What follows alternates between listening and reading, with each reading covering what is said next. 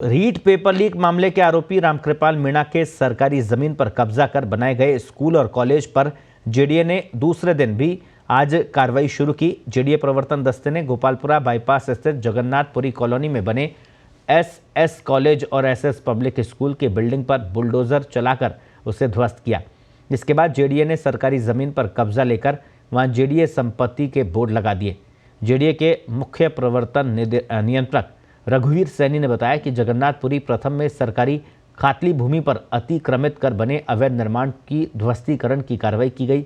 अतिक्रमित करीब 1657 वर्ग गज सरकारी भूमि को अतिक्रमण मुक्त करवाकर जेडीए ने अपने स्वामित्व में लिया है। जेडीए ने जमीन पर 2 दिन कार्रवाई की है।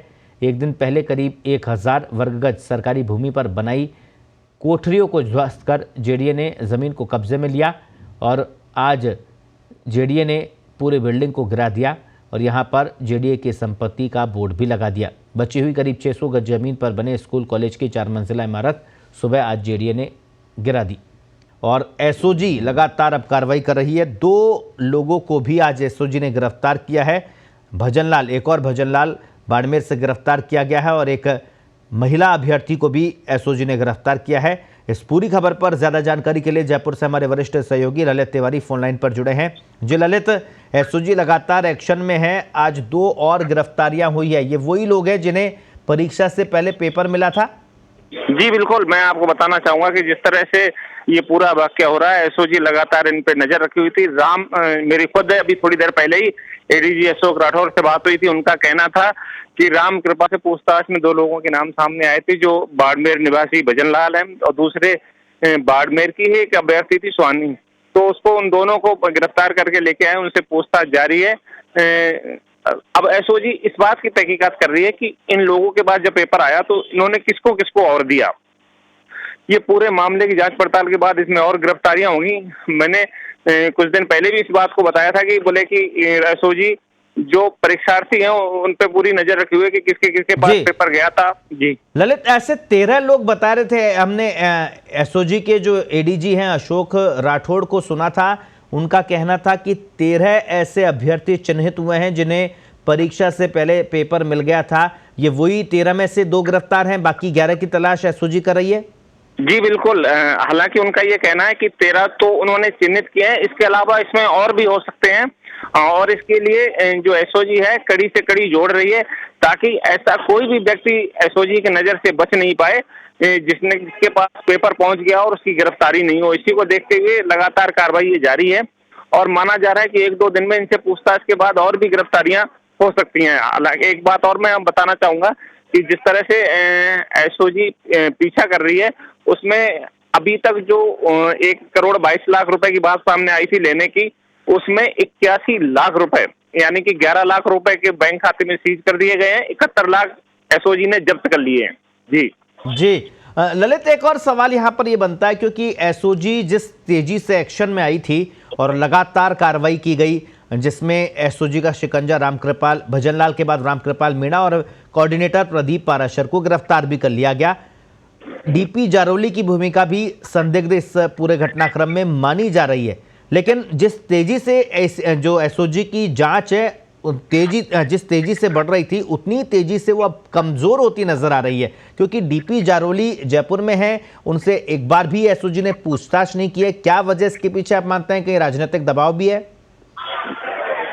जी, एक बात मैं आपको स्पष्ट करना चाहूंगा कि जो डीपी जारोली हैं उनका एसओजी उनके खिलाफ पूरे सबूत जुटाने के बाद उनकी गिरफ्तारी करेगी।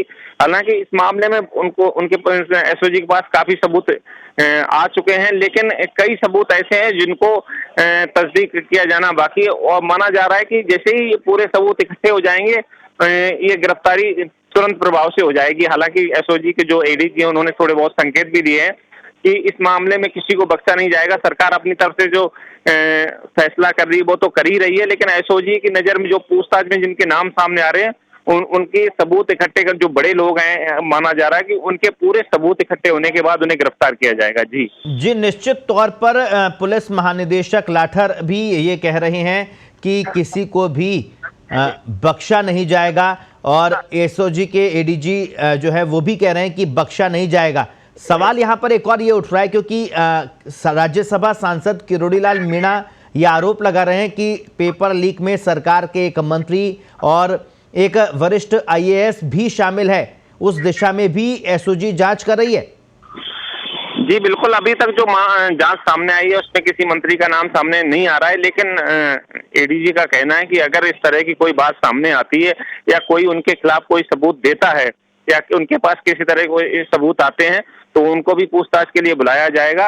हालांकि अभी तक जो अनुसंधान सामने आया उसमें किसी भी मंत्री या किसी भी आईएएस अधिकारी के शामिल होने के बात सामने नहीं आई है, लेकिन इसमें जांच चल रही है।